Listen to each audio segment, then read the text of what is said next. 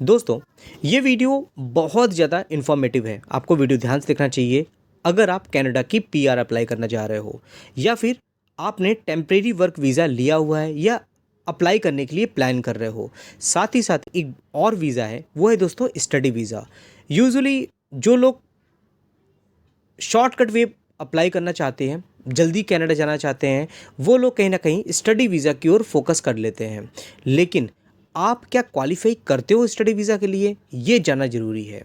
तो वीडियो को आपको ध्यान से देखना चाहिए और लास्ट में जो मैं आपको कंक्लूजन दूंगा वो आपके लिए ज़्यादा इंपॉर्टेंट हो सकता है, क्योंकि मेरा जो एक्सपीरियंस है ओवरऑल इमिग्रेशन इंडस्ट्री में 16-17 साल का, उसके बेसिस में मैं आपको जो सजेशन दूंगा वो आपके जो डिसीजन है उसमें कहीं ना कहीं आपकी हेल्प करेगा आपको डिसीजन लेने में। चलिए वीडियो को स्टार्ट करते हैं। वैसे तो कनाडा पीआर अप्लाई करने के बहुत वे होते हैं, लेकिन अगर आपके अंदर पेशेंस है तो कहीं ना कहीं आपको पीआर मिलती भी है। लेकिन स्टडी वीज़ा लोग शॉर्टकट वे समझते हैं कनाडा में सेटल होने के लिए। लेकिन जो लोग क्वालिफाई कर रहे हैं, बेसिकली अगर आपने ग्रेजुएशन कर ली है, आपने 12th करी हुई है और आप या तो पोस्ट ग्रेजुएशन के लिए कनाडा जाना चाहते हो तो आप अप्लाई कर सकते हो।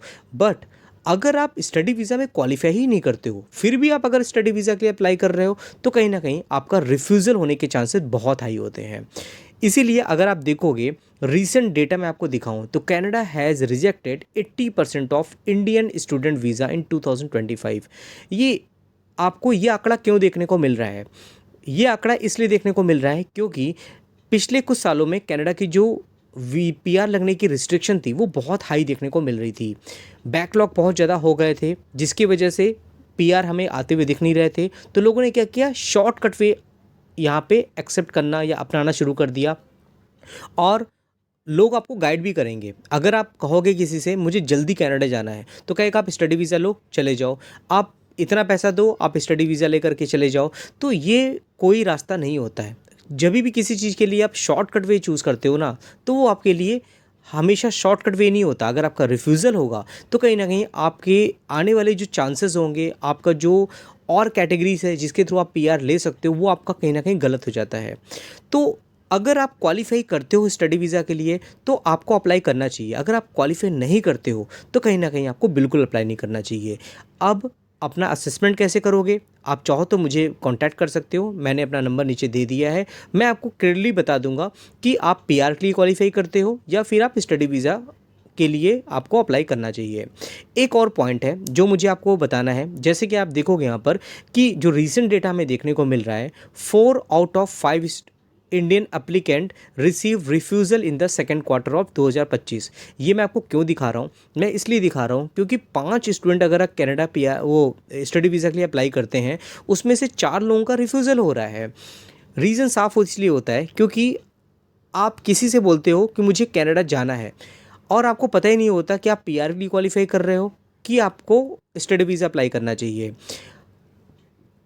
देखिए, अगर आपका इंटेंशन होता है कि मुझे ग्रेजुएशन करने जाना है, मुझे पोस्ट ग्रेजुएशन करने जाना है, आपको कोई भी यूनिवर्सिटी होती है, कॉलेज होते हैं, वो एडमिशन दे देते हैं। बट सबसे इंपॉर्टेंट क्या होता है? वीज़ा लगने का। जो वीज़ा ऑफिसर होता है वो बहुत ज़्यादा एक्सपर्ट होता है। वो आपका इंटेंट चेक करता है कि आप वहाँ जा कर के पढ़ाई पे फोकस करोगे या फुल टाइम जॉब पे फोकस करोगे। अगर आपके क्वालिफ़िकेशन के बाद काफ़ी ज़्यादा गैप है और आप जॉब कर रहे हो तो उनको उसको लगेगा कि वहाँ जाकर के आप फुल टाइम जॉब करोगे, आप पढ़ाई पे ध्यान नहीं दोगे। इसकी वजह से आपका रिफ्यूज़ल आता हुआ दिख जाता है। मैक्सिमम लोग आपको गाइड करेंगे, हाँ आप शॉर्टकट लो, स्टडी वीज़ा अप्लाई करो, आपका तुरंत कनाडा में आप जा सकते हो। ये बिल्कुल गलत होता है। और अगर आप देखोगे तो आपको देखने को मिलेगा कि हाई परसेंटेज देखोगे वीज़ा रिजेक्शन का, तो इंडियन नेशनल जो नेशनलिटी आपको देखने मिलेगी स्टूडेंट का, वो ज़्यादा देखने को मिलेगा। लेकिन एक पॉजिटिव चीज़ भी है, अगर 43% आपको यहाँ पे रिफ्यूज़ल देखने को मिल रहा है तो लगभग 57% आपको पॉजिटिव भी देखने को मिल रहा है। अगर 80% वीज़ा रिजेक्ट हो रहे हैं तो 20% लग भी तो रहे हैं। लग किसके रहे हैं? जो क्वालिफाई करता है, जिसका इंटेंट इशू नहीं होता, जो रियल में वहाँ जाके पढ़ाई करना चाहता है, उनके वीज़ा लगते भी हैं। तो ऐसा भी नहीं है कि आपको डिमोटिवेट हो जाना है कि मेरा वीज़ा लगेगा ही नहीं। रिस्ट्रिक्शन लगती है, गवर्नमेंट की पॉलिसी चेंज होती है, इसका मतलब ये नहीं होता है कि आपके वीज़ा नहीं लग सकते हैं। अगर आपको सही तरीके से कोई गाइड करता है तो कहीं ना कहीं आपके वीज़ा लगने के चांसेस भी बन जाते हैं। एक और इम्पॉर्टेंट चीज़ है, अब पॉलिसी जो चेंज हो रही है, गवर्नमेंट किस तरह की पॉलिसी लेके आ रही है। गवर्नमेंट चाह रही है जिनको नीड है वहाँ जाने की, जिनको रिक्वायरमेंट है, वो अपने आप अप्लाई करेंगे और ये दिख भी जाएगा। जैसे कि आप देखोगे तो जो पहले का पैरामीटर था प्रूफ ऑफ फंड का, लगभग एक लोग जा रहे हैं यहाँ पर तो 20,635 कैनेडियन डॉलर आपको शो करना पड़ता था। ये प्रूफ ऑफ फंड होता है। दो होते हैं तो 25,690 देखने को मिलेगा, 31,583 था।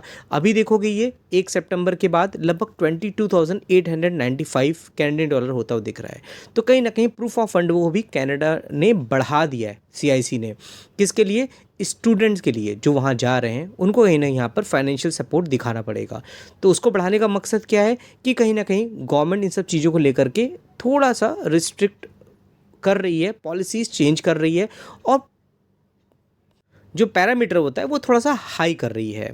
उसके बाद आता है दोस्तों यहाँ पर वर्क परमिट का। अब देखिए, वर्क परमिट में अप्लाई अगर आपको करना है तो कहीं ना कहीं आपको LMIA का ऑप्शन लेना पड़ता था। LMIA का मतलब क्या होता है? LMI मतलब होता है कि कोई भी एम्प्लॉयर अगर आपको वर्क परमिट देता है तो उसके पहले वहाँ पर गवर्नमेंट को शो करना होता है कि उसके लिए उन्होंने वहाँ पर एफर्ट डाला हुआ है, वैकेंसी वहाँ पे उन्होंने क्रिएट की है और जॉब देने के लिए लोगों को सर्च किया है, बट उस स्किल का बंदा उनको वहाँ पे नहीं मिला। इसीलिए उसने क्या किया, LMIA अप्रूव कराया और उस स्किल रिक्वायरमेंट के लिए बंदे को सर्च किया। आउटसाइड ऑफ कनाडा भी हो सकता है बंदा, और उसको वहाँ पे बुला लिया उसने।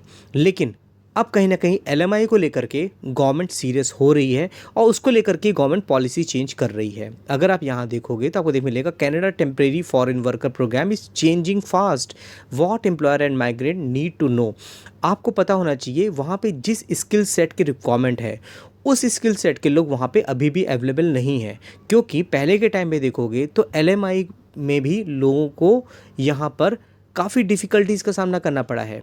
पेड LMI आपको देखने को मिल जाएंगे, बहुत लोगों ने पैसे लेकर के LMI दिया, एक प्रोफेशन बना लिया था।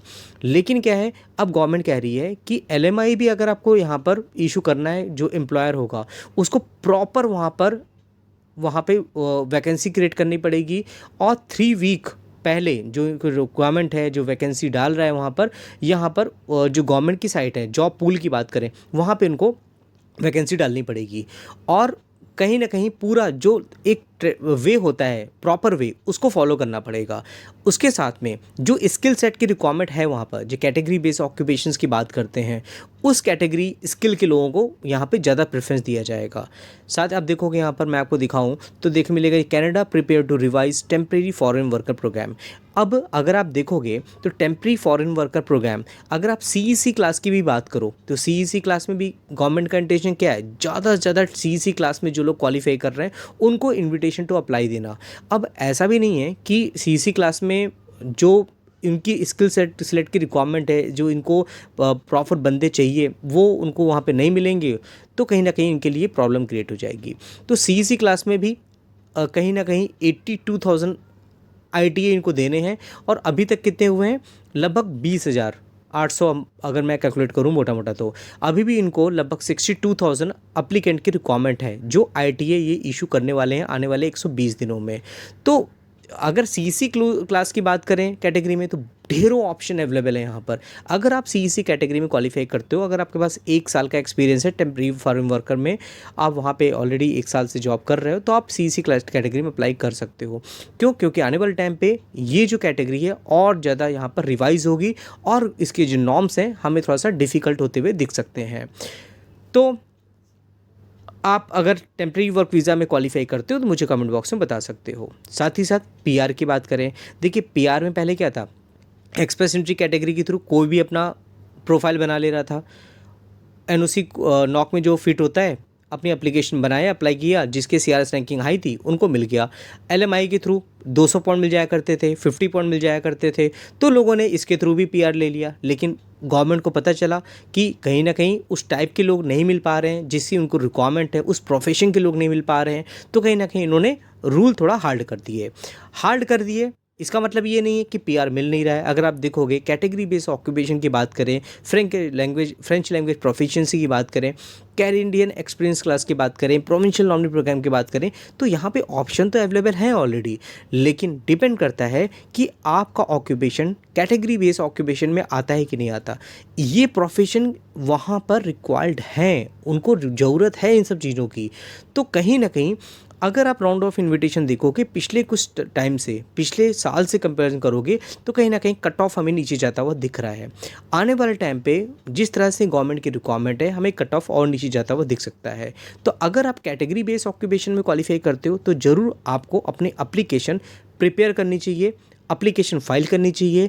और अगर आप नहीं कर सकते हो तो मुझे कांटेक्ट आप कर सकते हो, मैं आपके लिए यहाँ पर आपकी हेल्प कर सकता हूँ। नंबर आप मैं नीचे दे दिया है, आप मुझे व्हाट्सएप में कांटेक्ट करना, डिटेल शेयर करना, जिससे मैं असेसमेंट करके आपको बता सकूँ।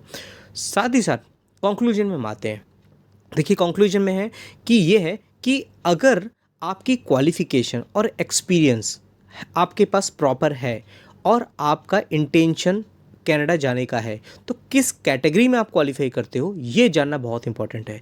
क्योंकि अगर किसी के पास आप जाते हो और आपने गलत वे चूज़ कर लिया तो कहीं ना कहीं आपका वीज़ा रिफ्यूज़ भी हो सकता है और सालों साल आपको वेट भी करना पड़ सकता है।